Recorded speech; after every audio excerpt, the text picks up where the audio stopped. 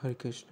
শ্রীমদ্ ভগবদ্গীতা যথাযথ দ্বিতীয় অধ্যায় আমরা 31 থেকে 38 নম্বর শ্লোক পর্যন্ত আমরা জেনেছি, যেখানে ভগবান অর্জুনকে বলছেন যে হে পার্থ, ক্ষত্রিয়ের ধর্ম হচ্ছে যুদ্ধ করা। এই স্বধর্ম পালন করলে স্বর্গ লাভ হয়। কিন্তু তুমি যদি এই ধর্মযুদ্ধ না করো তাহলে সবাই তোমার নিন্দা করবে, বলবে যে তুমি ভয়ে যুদ্ধক্ষেত্র বা রণক্ষেত্র হতে পালিয়েছ। এইরকম অমর্যাদা মৃত্যুর চেয়ে অসহ্য।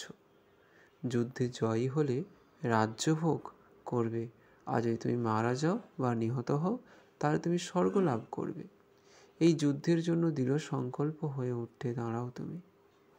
লাভ, ক্ষতি, মান, অপমান, জয়, পরাজয় এগুলোকে সমজ্ঞান করে যুদ্ধ করো, তাহলে তোমার কোনো পাপ হবে না।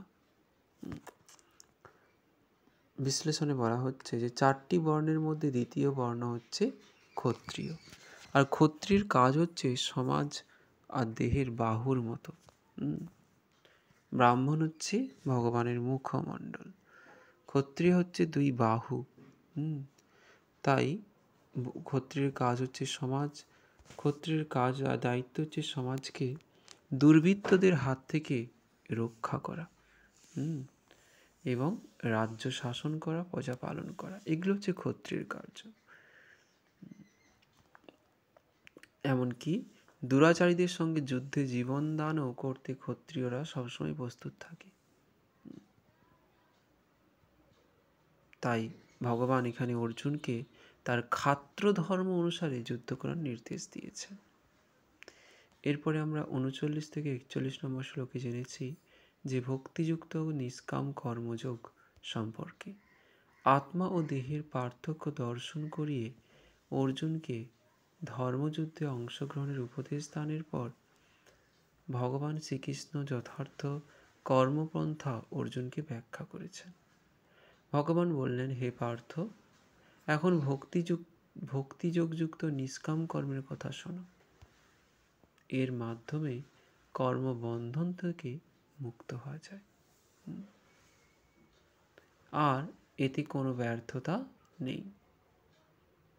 এই যোগ স্বল্পমাত্র আচরণ করলেও তা আচরণকারীকে মহাভয় থেকে রক্ষা করে।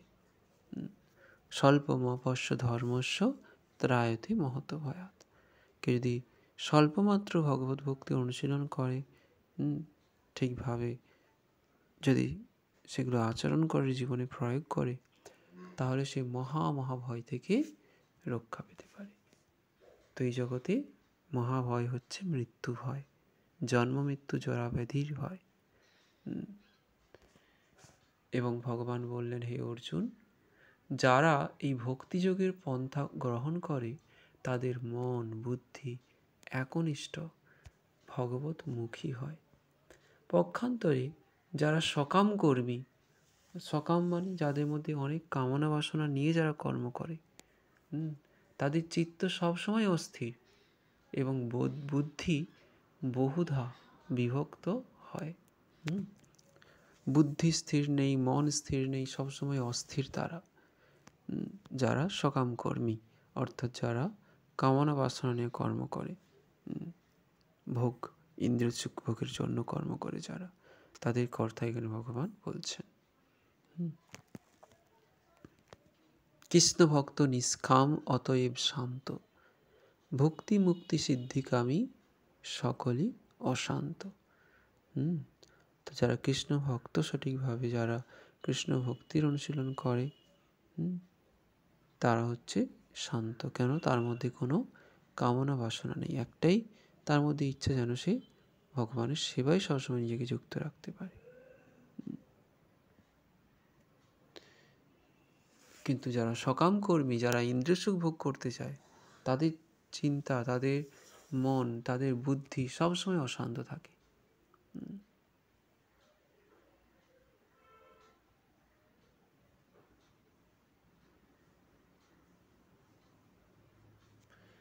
বিশ্লেষণে বলা হচ্ছে, জীব সবসময় তার ইন্দ্রিয় তৃপ্তির কামনায় কর্ম করে। ইন্দ্রিয় তৃপ্তির কামনায় আমরা যে কোনো কর্ম করছি, আমরা সেগুলোর উদ্দেশ্য হচ্ছে কী করে আরও ইন্দ্রিয় সুখ ভোগ করা যায়। এইসব কর্মের ফল ভোগের জন্য তাকে বারবার জন্মগ্রহণ করতে হয়। একে বলা হয় কর্ম বন্ধন। এইরকম অনন্তকাল ধরে জন্ম মৃত্যুর চক্রে আবদ্ধ থেকে আমরা সংসার ক্লেশ ভোগ করি। তাহলে এর থেকে নিষ্কৃতির উপায় কি? কি করে আমি এই জন্ম মৃত্যুর ব্যাধি থেকে, সংসার চক্র থেকে মুক্ত হব? না, তার একমাত্র উপায় হচ্ছে ভগবান মুকুন্দ বা শ্রীকৃষ্ণের শরণ গ্রহণ করা। শ্রীকৃষ্ণের ইন্দ্রতৃপ্তির উদ্দেশ্যে কর্ম করা। ঋষিকেন ঋষিকেশ সেবনং ভক্তির উচ্চতে। এই সমস্ত ইন্দ্রিয়গুলি দিয়ে ইন্দ্রিয়ের অধিপতি ভগবান শ্রীকৃষ্ণের সেবায় করা। তাহলেই একমাত্র আমরা এই জন্মমৃত্যু জরাব্যাধি থেকে মুক্ত হতে পারি। তাই যখন আমরা আমাদের কর্মকে ভগবানের সেবায় রূপান্তরিত করব, কর্মকে তো ত্যাগ করা যায় না। এক মুহূর্ত কর্ম না করে কেউ থাকতে পারে না, তাই কর্মকে ত্যাগ করা যাবে না। কিন্তু ওই কর্মটাকে আমাকে পরিবর্তন করে দিতে হবে। যেই কর্ম আমি আমার নিজের ইন্দ্রিয়সুখ ভোগের জন্য করতাম, সেই কর্মটা করতে হবে ভগবানের সন্তুষ্টি বিধানের জন্য। যখন আমি ভগবানের সন্তুষ্টি বিধানের জন্য করব, তখন সেটা হবে কর্মযোগ। আর যখন আমি নিজের ইন্দ্রিয় সুখ ভোগের জন্য করব, তখন সেটা কর্মবন্ধন। কর্মের মাধ্যমে ভগবানের সঙ্গে যুক্ত হওয়াকে কর্মযোগ বলা হয়। ভগবদ্গীতা 3য় অধ্যায় হচ্ছে কর্মযোগ। আর যখন আমরা আমাদের সমস্ত ইন্দ্রিয়গুলো দিয়ে ইন্দ্রিয়ের অধিপতি ভগবানের সেবায় যুক্ত থাকব, তখন আমরা অপ্রাকৃত আনন্দ অনুভব করব এবং অন্তিমে এই জড় বন্ধন থেকে মুক্ত হয়ে যাব। একটি গাছের গোড়ায় জল দিলে যেমন তার শাখা পোশাখা তৃপ্ত হয়, তেমনি ভগবানের সেবা করলে পরিবার, দেশ, জাতি, সমাজ সবারই কল্যাণ সাধিত হয়। তাই আমাদের সব কিছুর মূল যিনি ঈশ্বরঃ পরম কৃষ্ণ অনাদিরাদি গোবিন্দম, সমস্ত তিনি হচ্ছেন সর্বকারণের কারণ, সেই ভগবানের সেবা করা উচিত। তার সেবা করলে বাকি সবার সেবা আপনা থেকেই সাধিত হয়ে যায়। শুধু তাই নয়, এই ভগবত সেবা এতই শক্তিশালী যে এর সামান্য অনুশীলন করলেও তা মহা বিপদ থেকে আমাদের রক্ষা করে, তা কখনো ব্যর্থ হয় না। শুধু তাই নয়, এই জন্মে যদি ভগবত ভক্তি সম্পূর্ণ নাও হয়, পরের জন্মে সে আবার তা শুরু করার সুযোগ পায়। হরে কৃষ্ণ কৃষ্ণ কৃষ্ণ হরে হরে, হরে রাম